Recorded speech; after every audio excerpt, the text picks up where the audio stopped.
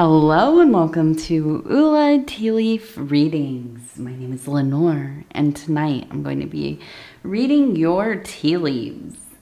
This is a horoscope for Scorpio. If Scorpio is your solar, lunar, ascendant / rising sign, then this is a message for you. All right, Scorpio. We have the moon card. The moon card, my goodness, what does that mean?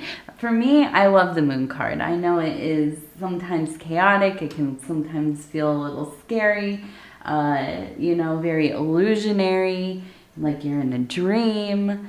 But it's also a place where we really kind of derive our inspiration. It is like, sometimes we have to go into those darker corridors to find things that we wouldn't otherwise know about ourselves, right? So let's go ahead. We're going to knock, knock, knock and see what these tea leaves are going to tell us here. And so if you have not subscribed, please think about doing that. You can hit that little bell. It'll let you know when the next readings are coming out. It is free to subscribe.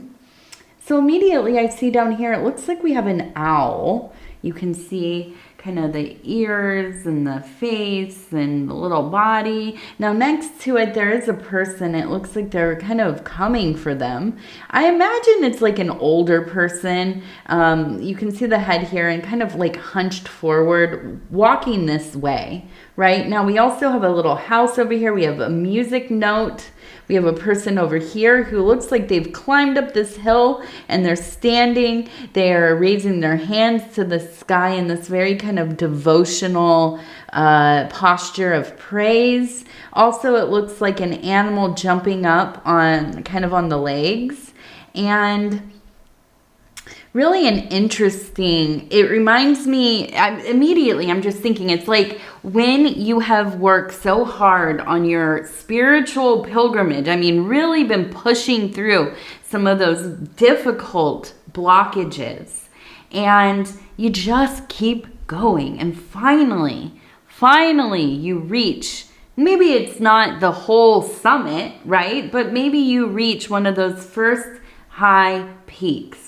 Okay, and it makes you feel like, okay, I can start to understand, why am I doing this stuff, all of this hard interior work. Self-work is not easy for me, not easy for you, not easy for anybody. That's why most people don't really spend any time doing it, right? Not because they're lazy or they don't care, but it is painful. It is confronting. It can be really, really destabilizing, terrifying, the things that we start to find out about not only ourselves, but our relationship to this wider world, right? And so I see you being so brave, you're a Scorpio, so stubborn, right? You're not going to give up. Do Scorpios ever give up? When you really feel like attached to something, if you feel passionate about something, no. You're going to see it through to the end. Sometimes almost to a fault, right? Not every time, but sometimes it can be like, okay, come on. Maybe take a little break here. But we do have, like I said, we have the owl down here. And the owl is very representative of the watcher, right? To kind of sit back, just kind of chill, be a little bit of a wallflower, and just kind of watch what's going on. See how people move. See what they're doing, what they're talking about, how they're behaving, all of this. And I think you're really good at that. You're really good at, you read people very well. Scorpios always do, right?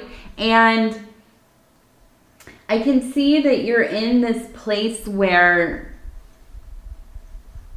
and correct me if I'm wrong, but there's like these days where sometimes you just wake up and it's like the world that you have not been necessarily comfortable in, but you've been living in, right? You've been doing your thing, going through the motions, maybe even doing pretty dang well, maybe enjoying it. But then sometimes we wake up and we look around and we think, suddenly I can see the veneer.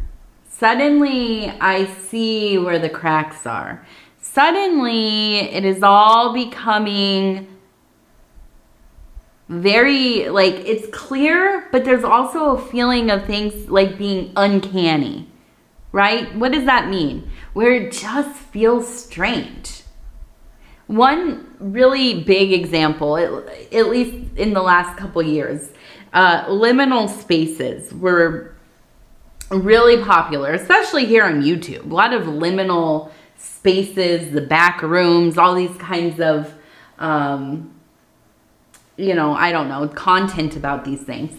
And liminal spaces are empty spaces or places that should be used for something, and you, in your mind, you hear it, you feel it, you know, when you go in, it's like this whole experience. But then you go to a place in a time when nobody's there, or it's been abandoned, or it's, you know, decommissioned or whatever. The big example is like malls, right? If you are of a certain age and older, right, you remember malls. Going to the mall on the weekend, going to the mall on, you know, spring break or during the summer, and you would get dropped off, or you'd take the bus out there, and if you were really, really lucky, you knew somebody or you had an older sibling that would drive you. But then you get dropped off, right? And you go hang out with your friends at the mall and walk around and, you know, whatever. And there's a whole feeling to it, right? You remember the feeling. You remember the music. You remember the excitement, the laughing and messing around and hanging out and chopping it up and all that. And then, right, as an older person, if you've ever been to a mall, I don't know if it's like this everywhere, but here in the Midwest, there's a lot of things that they call them dead malls. And you go out there and there's like 2 things in there. And a lot of places here, they even use the malls as walking during the winter especially. So you would just see a lot of people, and they mark like the distance on the wall. If you just walk the perimeter of the interior of the mall, then you'll know how many miles you're getting. And I think it's a pretty good idea to use it for that. But when you go in there and there's nobody there, it feels strange because they're just empty, but they still look like they used to. And so I feel like there's been something going on in your life that has this feeling, right? Where it feels familiar, but when you experience it, it just seems strange, right? It's just that little bit of something where you're like, I don't know, man. You know, it's even like if you've seen like well, see, I don't really know that much about like purses and that kind of thing. I would never know if something was fake or not. But if you're somebody who knows about this type of thing and you see something and you look at it and you're like, hey, wait a second, there's something a little bit off about that. And then you realize, okay, this is, you know, there's something here. It's that feeling, right, of just noticing it's just a little bit wrong. And I don't know what it is with this older person, but I feel like it's kind of there's almost seems to be an aggressive energy. And I don't know if it's like you're noticing something about somebody in your life who's older and they're like, you know, mind your business, or like kind of freaked out that somebody has taken interest in like what they're doing, especially if it's something that's not, you know, they're doing the wrong thing. But I do feel like for you, this can kind of feel like off-putting. I just get this feeling. It's almost like if you know, like your mom got remarried to some dude and like they've been together for 15 years or, you know, whatever. And then you find out he's like cheating. And it's like, you know what I mean? It's like that kind of feeling where you have relations to everybody and you care about everybody. You don't want to be like involved in it really, but you also know like something's, you know, and then they find out, you know, and they get real, you know, whatever, however they behave. But in this case, I feel like, yeah, I mean, I'm using that as an example, by the way. I'm not saying anybody's cheating on anybody, what, you know, none of that. But I do feel like for you, this is like, I don't know, disheartening, right? It feels like, what the heck is going on?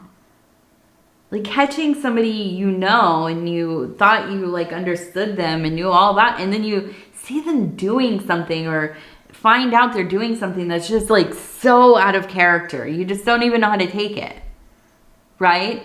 Now, I am of the belief that we all have the capacity to have very strange and secret lives, right? And you know what? I really also believe everybody should have the right to their personal space.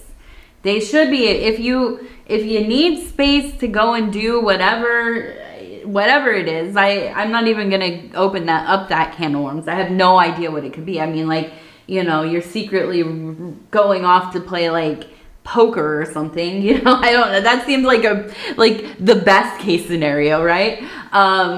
But yeah, I mean, it feels like coming to this understanding that you didn't want to come to. You don't want to be involved in this. And I don't know. I think it makes it weird for you.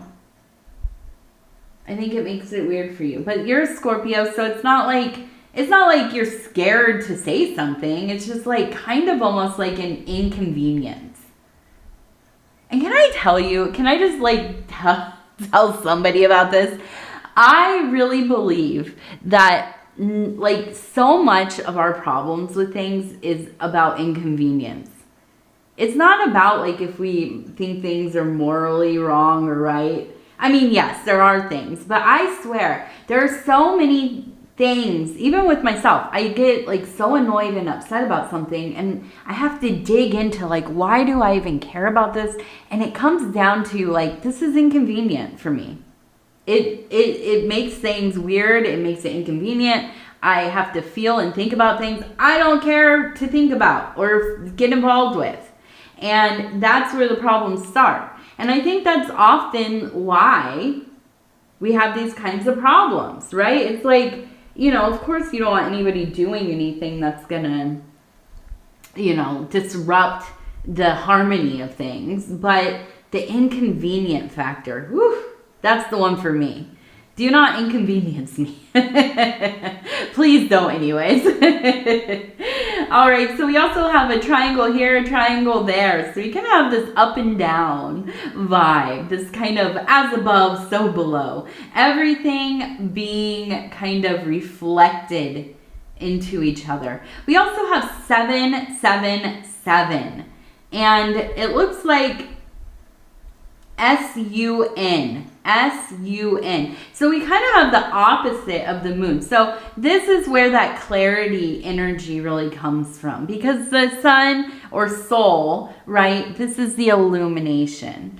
And this is where that clarity does come from. So I really feel like for you, it's all about really focusing on your own work, on things that are affecting you, that are within your control, not anybody else's dramas. We have the number 8 up here, okay?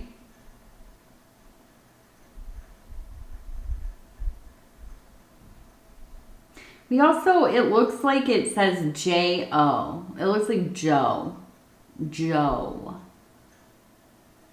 Joe, Joe, Joe.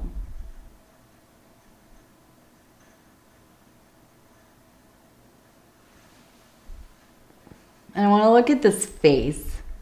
We have, it looks like, okay, here's like the nose, the eyes, the hair would be up here. And the mouth is right here. We also have what looks like a beehive.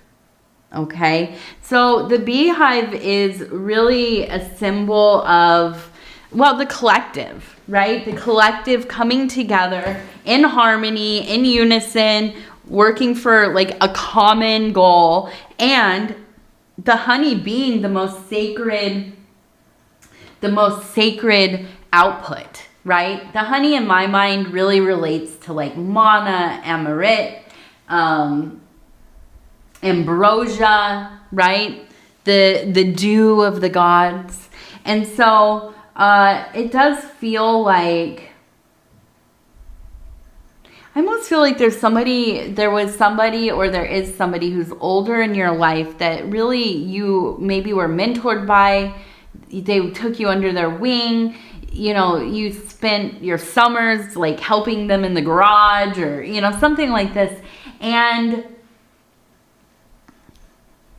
I feel like through this particular relationship, mentor, it really, you learned how to kind of be with other people, how to work together, to embrace those that you have chosen to be your family, to be important to you, and to really stay loyal and devoted to that work.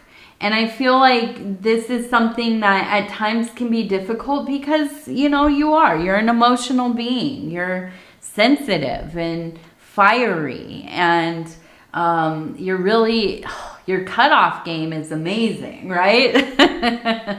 So sometimes it feels like, well, you know, I don't even really want to fix this. I'm just out of here. But I think through this person and their influence on you, you understand how important these relationships are, and you are far more tolerant than you maybe otherwise would have been. And so that is a blessing to have somebody like that in your life. So let's take a look over here. We have, it looks like a little crocodile, maybe an alligator. And we just kind of have them sitting here, just hanging out. And I feel like, you know, to me, this really represents making a decision. Going with that kind of reptoid brain, that really kind of instinctual survival brain, or kind of deciding like, I'm going to sit here and contemplate what I'm doing. I'm going to really kind of pump my brakes. I'm going to go slow with it. Even when it feels like I want to pop off, or even when it feels like, you know, I met this person that's so amazing and they're just wonderful and everything about them, and I'm so in love and we should have 50 kids together, and, you know, like that. Let's get married tomorrow. You know, it's like pump the brakes a little bit. It's wonderful to feel that way, but pump the brakes just a little bit, right? And so I think this is really a symbol of like just allowing yourself that little moment to just let things set in, let yourself, it's like, okay, when you are eating you ate real fast and you're like, oh man, I'm still hungry. Well, if you sit for like, you know, another 20 minutes or so, likely, maybe not always, but likely you're going to say, oh yeah, I'm actually pretty full. You know, it's all kind of set in now. And so I feel like this is like kind of the universe saying, all right, take your time here, because it's going to be worth it. You will have a clearer mind. You will make better decisions if you give yourself at least a beat, right? And you know, it will always be beneficial, you know, whatever the situation might be. I mean, unless you're on the, like, you know, the buzzer is going, of course, you got to make a decision fast, but. All right, we're going to do our lucky numbers. Number 39. 39. Number 89, 39, 89, 22. 39, 89, 22. All right. Now we're going to do our Mary Magdalene Oracle cards, which I love. They're beautiful. And I'm just going to flip through. I'm going to stop where it feels right. And it says, true love. All exists. All exists through love. All exists through love. All right. Yes, yes, yes.